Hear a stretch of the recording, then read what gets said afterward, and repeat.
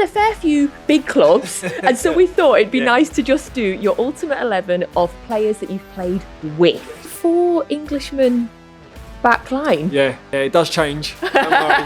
I'm patriotic, but not that patriotic. The world's best left back for a certain period of time, and England's greatest ever left back. I mean, if you get a role named after you, then it doesn't get better than that. This was a toss-up between Frank Lampard and this person, and a lot of people don't know that I played with this person. It is an absolutely insane team, and you would have had a cracking night out with them. It's time for another Ultimate 11, and today I'm joined by Steve Sidwell. And Steve, we've decided not to do a specific club. Sometimes we'll do, like, we could have done, perhaps your time Aston Villa or Chelsea or Brighton, but you've had a fair few big clubs, and so we thought it'd be nice to just do your Ultimate 11 of players that you've played with. Have you got it? Did it take a lot of time? Do you know what? Obviously, Chelsea was a high-profile club that I played at. I could have filled it with a lot of the stars that was there when I was there. There's a few in there, but as you said, I've been at a few big clubs, so there's a few others that creep into this 11 as well. I'm excited because, there's some big names that you could be choosing from. Yeah. I'll make a note as we go along. Okay, so let's start at the back. In goal? Goal, yes. In goal, Petr Cech. Okay. So again, played with a number of goalkeepers. Brad Friedel at Aston Villa, Mark Schwarzer at Fulham, but Petr Cech was just so good and calm. I mean, most goalkeepers, I'm sure probably a lot of guests have told you this, they're a little bit wired and off the charts, whereas he was calm, composed. So whenever there was situations or set pieces, he would organise. And you always felt that presence as well with him. So when he walked into a room or wherever he spoke, everyone would sit up to take notice. And what he did on the pitch was just phenomenal as well. I love that because you're right. When you think about goalkeepers, you often just think about them being crazy. yeah, they are. And listen, he's got that element to him because to have balls smashed at you from left, right and centre, you've got to be a little bit weird in my eyes. And they're all quirky in their own way, but he had that just reassurance and calmness that whenever there was big, especially in the big games, that he was always there and relied upon. Love that. So Petr Cech. And then what formation are you doing? So I want to go 4-2-3-1. Okay, so lovely. Right. I have thought about it. You really have. It's impressive. Right, let's have you back 4 then. So left back, there can only be one, Ashley Cole. Oh, yeah. So for me, I mean, I come through Arsenal with Ashley. The world's best left back for a certain period of time, and England's greatest ever left back. Again, consistent week in, week out. Could get up and down, was fit, could score the odd goal, and defensively was just so sound. Cristiano Ronaldo will tell you that, wouldn't he? I think he didn't really get the better of him many, many times at all. So Ashley Cole, nailed on my left back. Love it. Okay, I don't think anyone can argue with that. Centre half, John Terry. Oh, wow. So, again, captain, leader, legend, someone that run the dressing room, knew how to organise, was there for the big games. When the chips were down, knew how to get the best out of individuals and as a team collectively, and probably one of the most decorated centre-halves in this country as well. So, Cole, Terry... Yeah, my next one is, again, I could have gone for a Carvalho or someone like that, and, Richard Dunn, Breda Hangeland at Fulham, but I've gone for Lewis Dunk. Oh, wow, okay. So, Lewis Dunk at Brighton. Still playing as well. Still playing, yeah. And I mean, I was with Dunky when the second time I went back to Brighton in the Championship when we got promoted to the Premier League. And you could instantly see that he was destined to play in the top level and represent his country. I'll be saying this back then. He's obviously been limited with chances at the moment because we are blessed with centre-halves, as we always are in his country. But he's slowly getting his chance now and he's showing people what he can do. But week in, week out, again, someone that as a captain would lead the team, as the individual would lead by his consistent performances. So he slots in for me at centre-half. Amazing. You've 3 English players at the back there as well. Okay. Yeah. You 4? Right back, I've gone Glenn Johnson. Again, wow. I played with Glenn, grew up with Glenn. He was at West Ham. As a kid, I was at Arsenal. So we used to... I think we got plenty of scars on our shins from the tackles we used to give each other.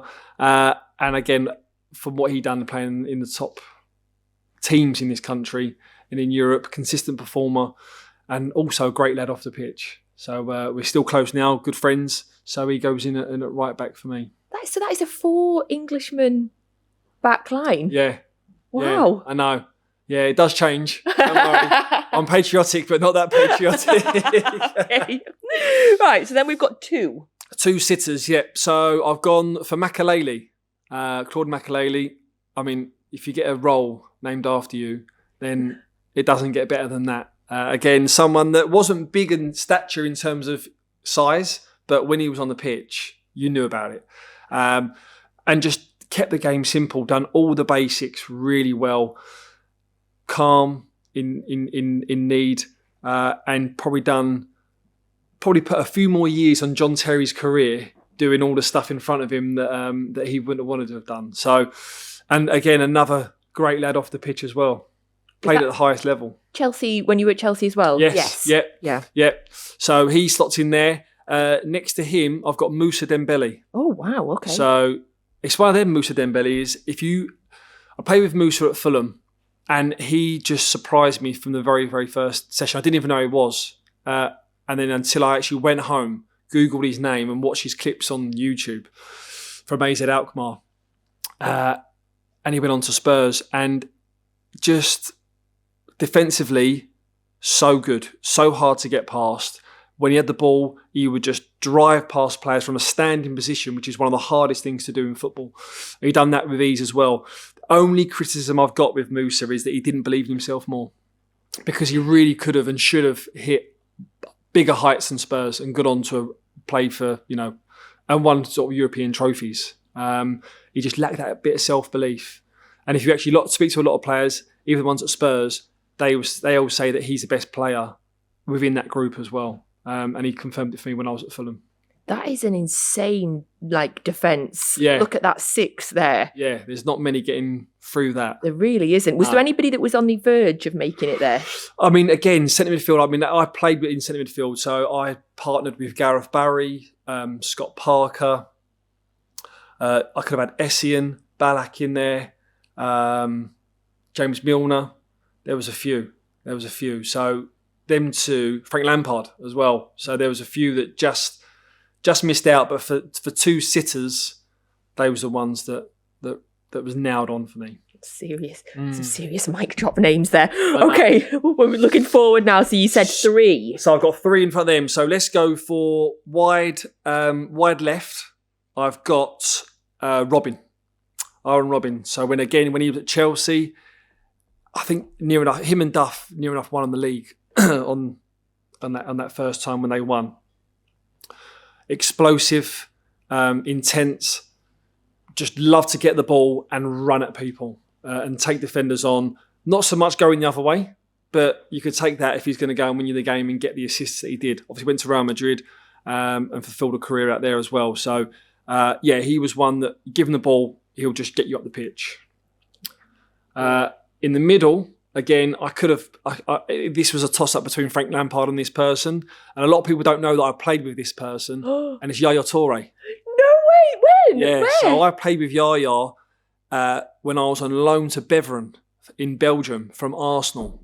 That is an insane link. I love it. Yeah. So Yaya, Beveren was a feeder club to Arsenal at the time, and I think Yaya come from Africa because it was their sort of pathway and their pass to get a European passport and get into Europe that way. So Barcelona come in and nabbed him under Arsenal's noses, but had a few games with Yaya, and from an early age you could tell that he was going to go on and be a world superstar. I mean, he played then. I mean, we must have only been 20 at the time, 19, 20, and he played then how he literally played now, just so advanced. Got up and down the pitch, and again, playing against him in my career was one of the toughest players I played against.